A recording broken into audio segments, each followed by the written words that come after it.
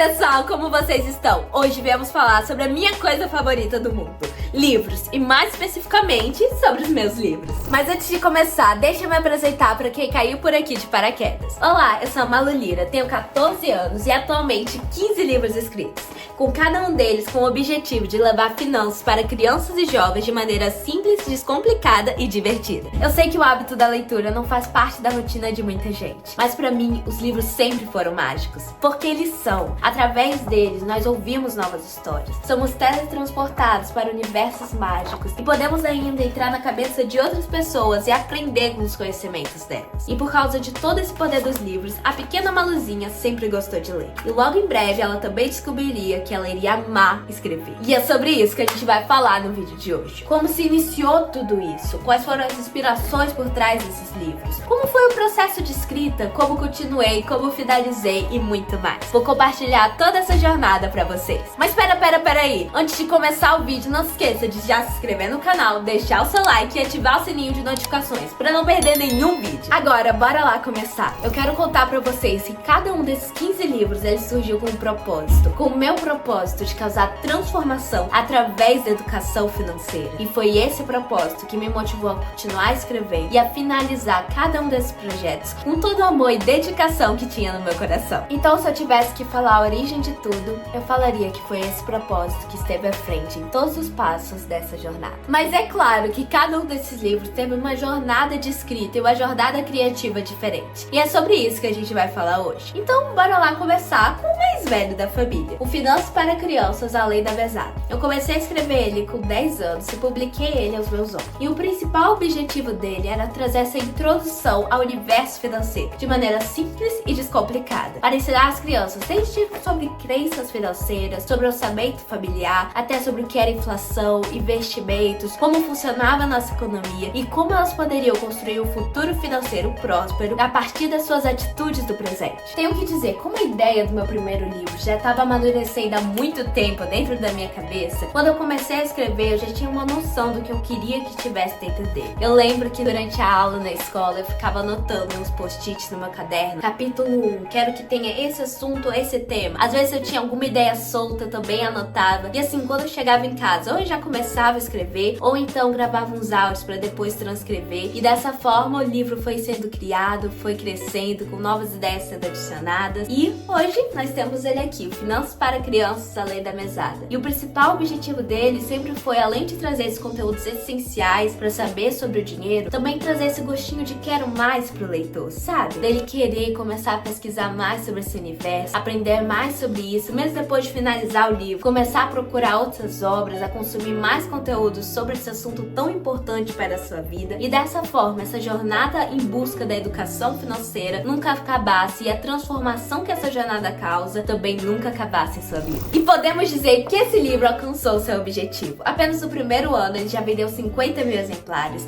e foi levado para diversas escolas, para que isso fosse trabalhado dentro da sala de aula através do meu projeto de educação financeira Malu Finanças na escola. Pelos comentários, pelos feedbacks e pelas reações do nosso público e dos nossos pequenos leitores, dá pra ver que esse livro conseguiu causar o impacto que ele queria. E muito mais transformação ainda vai vir dele, enquanto ele continuar chegando na mão das crianças e de suas imaginações. Agora vamos para os próximos livros, Malu e as Histórias do Dinheiro. Os primeiros livros dessa coleção foram a Saga da Laurinha. A editora trouxe algumas ideias e os rascunhos para a história, com lições financeiras retiradas do meu primeiro livro, para que dessa forma essas novas obras pudessem ser levadas para as crianças menores. E é claro que eu já achei essa uma ideia genial. O que eu tava pensando na hora de fazer essa história era na evolução que as crianças deviam ter e que elas iriam ver na personagem da Laurinha ao decorrer da história. Então ela iria começar fazendo um show de pirraça, pra no final da saga ela já mostrar um show nas finanças. Assim ela começaria a pensar diferente, descobriria de onde vem o dinheiro da família dela e assim ela ia começar a valorizar e ver a importância de economizar. Também começaria a pensar junto com seu irmão Lucas como eles poderiam começar a ganhar o próprio dinheiro e a se planejar para alcançar os seus objetivos, para que dessa forma, além deles mudarem a sua vida financeira e o seu futuro financeiro também, eles também possam inspirar os nossos pequenos leitores a fazerem o mesmo e seguirem o exemplo desses personagens.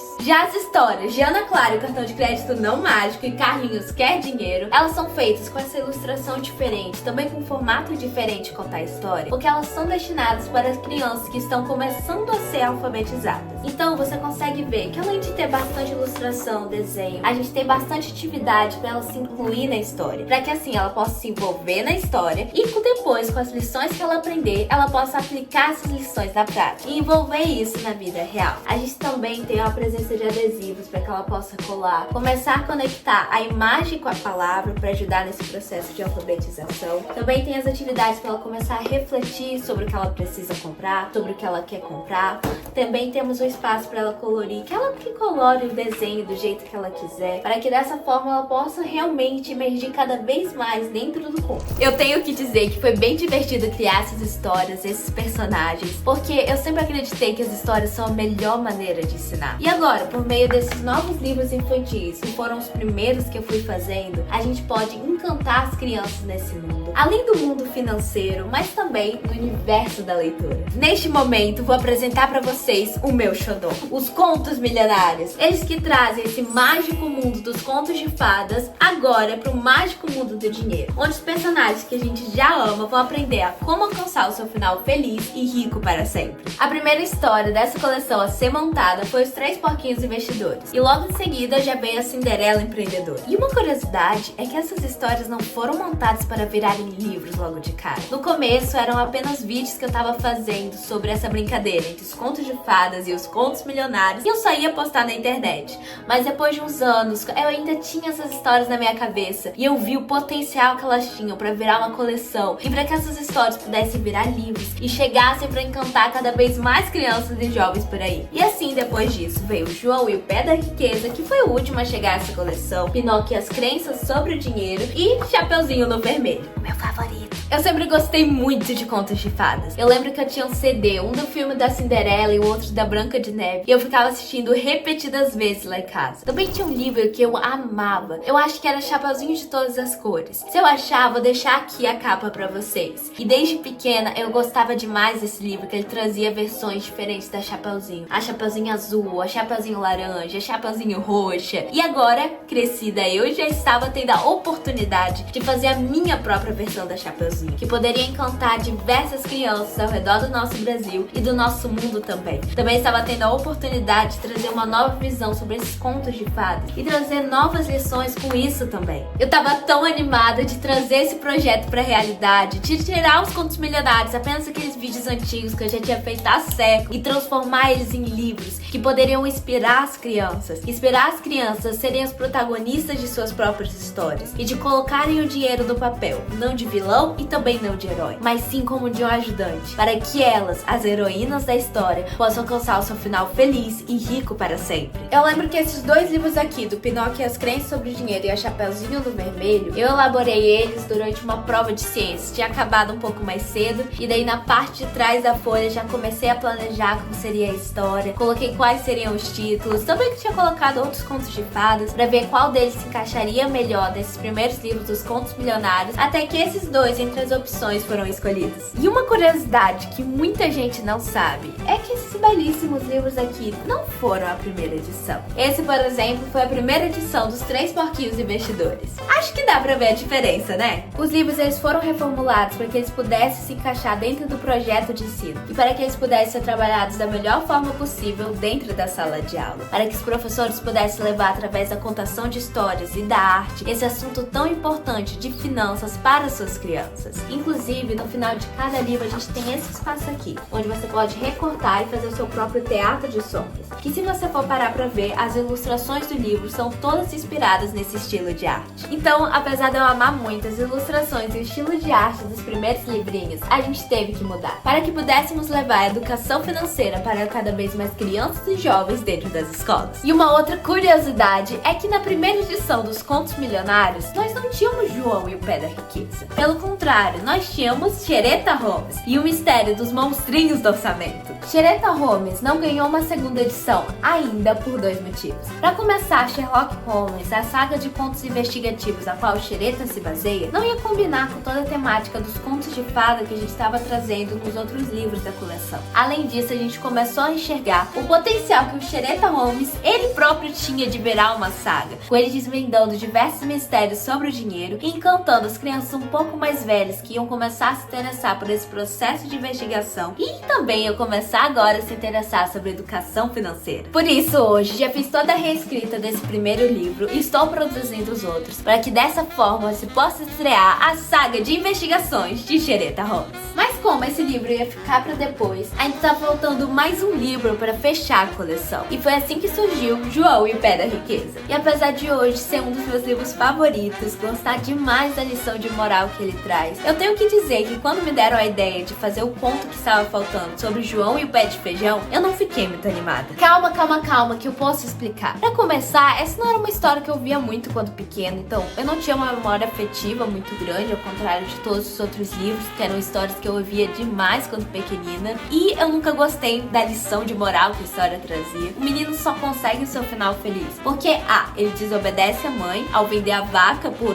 3 feijões, B, ele vende a vaca por 3 feijões que não tinha garantia nenhuma de serem mágicos, e C, ele rouba a ganso dos ovos de ouro do gigante e ele consegue seu final feliz por causa disso. Então nunca foi uma lição de moral muito bacana na cabeça da Maluzinha. Por isso foi um grande desafio, um processo muito divertido de criar João e o Pé da Riqueza. Então eu decidi fazer diferente. João é um jovem que sempre passou dificuldades financeiras junto com a sua mãe, mas que isso não mudou em nada sua relação com ela, sendo ele sempre um filho obediente, mas que também sabia que precisava aprender coisas diferentes e por isso buscava educação financeira, apesar da sua mãe dizer que não era importante. Quando João recebe seu primeiro emprego e começa a investir, ele começa a se frustrar por não conseguir alcançar os resultados da maneira tão rápida quanto queria. Mas com a ajuda de uma fadinha e também do seu novo amigo gigante, João aprende a olhar de cima e ver a situação de uma maneira diferente. Mas o que ele descobre olhando de cima? Bom, isso você só vai descobrir se ler esse livro daqui. E link na descrição para comprar tanto esse livro quanto qualquer um dos outros que eu mostrei pra você. E além de todas as releituras dos clássicos, os Contos Milionários tem mais um livro. Um livro muito especial. Um livro interativo. Um livro onde a criança é a verdadeira protagonista da história. Era uma vez, ou melhor, é a minha vez. Traz tudo isso para que a criança possa começar a construir a sua própria jornada, montando os seus objetivos, valorizando os personagens da sua história, as pessoas que estão lá para apoiar ela, vendo quais são as suas crenças sobre si, quais são as suas qualidades, os seus defeitos que devem melhorar e qual deve ser a sua motivação para continuar a jornada, para que dessa forma a criança possa se treinar para ser a protagonista de sua própria vida. Eu vejo que esse livro ele trabalha muitas habilidades socioemocionais muito importantes, de valorizar as pessoas, de se valorizar e de valorizar a sua própria história, mas sem nunca se esquecer que independente do que você tenha vivido, você sempre pode construir coisas novas. Por isso, tenho muito carinho por ele e fico muito feliz que ele finalizou a nossa coleção. E agora, pam, pam, pam, pam. Barulho de tambor, por favor. Por último, mas não menos importante, investimentos para jovens além da poupança, para te ensinar a plantar um futuro próspero desde o presente. E eu tenho que dizer que a eu do passado ralou muito para trazer esse livro nas mãos de vocês. Porque para vocês terem todas as tabelas organizadinhas, todos os gráficos bonitinhos, todas as fórmulas matemáticas, para você não ter que se preocupar em fazer matemática, só se preocupar em aprender, eu tive que me preocupar com matemática. E também tive que me preocupar em ensinar todo esse conteúdo pra vocês da melhor maneira possível. No meu primeiro livro eu tive que deixar muitos assuntos pra fora, em especial no capítulo de investimentos. Afinal, era um livro de introdução e não dava pra se aprofundar em tudo. E é por isso que depois do Finanças para Crianças Além da Mesada, já surgiu Investimentos para Jovens Além da Poupança. E eu tenho que dizer que esse livro foi bem desafiador de se escrever, mas também uma experiência muito legal. Envolveu muitas pesquisas e muito tempo pensando em como deixar investimentos, um assunto que pra tanta gente é complicado complicadíssimo, um bicho de 7 cabeças, em algo mais leve e divertido de se ler. Para que assim você possa aprender a como colocar o seu dinheiro para trabalhar para você desde agora. Ai, gente, sinceramente, eu acho que a diagramação desse livro é a minha favorita. Eu amo as ilustrações, amo como as páginas ficaram. Olha que lindo, gente. Maravilhoso demais. Inclusive no livro tem um easter egg, não sei quem vai notar, mas olha só. Nós temos os 3 porquinhos em referência aos contos milionários. Pra quem leu o livro, você tinha percebido isso? Tinha entendido a referência? Comenta aqui embaixo. O mundo dos investimentos tem muita coisa para se explorar e muita coisa para se descobrir. E desde o início da escrita desse livro, eu queria que ele servisse como um mapa para te guiar nessa caminhada. E é por isso que eu contei com o auxílio, com o conselho de muitas pessoas ao decorrer da produção dos conteúdos desse livro, para que ele ficasse o mais completo para os nossos queridos leitores, para que assim ele pudesse dar um norte para que as pessoas pudessem começar e trazer uma inspiração para que elas pudessem continuar. E esses foram os meus 15 livros e os bastidores por trás de cada um deles. E se você é um aspirante a escritor e quer começar a escrever, deixa eu te dar um conselho. Comece a escrever, porque esse é o passo mais importante da caminhada. Porque esse é o primeiro passo. Eu nunca poderia ter escrito 15 livros se eu não tivesse começado com o primeiro. E não poderia ter começado com o primeiro livro se eu não tivesse tentado fazer o primeiro capítulo. E eu nem faria o primeiro capítulo se eu não tivesse treinado todos os dias a minha escrita, aproveitando cada oportunidade para melhorar. E é por isso que eu trago esse conselho pra você. Comece. E podem ficar tranquilos, porque ainda muitas ideias bem malucas sairão da cabeça dessa Malu aqui pra ir pro papel e pra depois ir pra mão de vocês. Mas é claro, pra você não perder nenhuma novidade das obras que irão surgir, não se esqueça de já se inscrever no canal, ativar o sininho de notificações e deixar o seu like no vídeo. E até a próxima!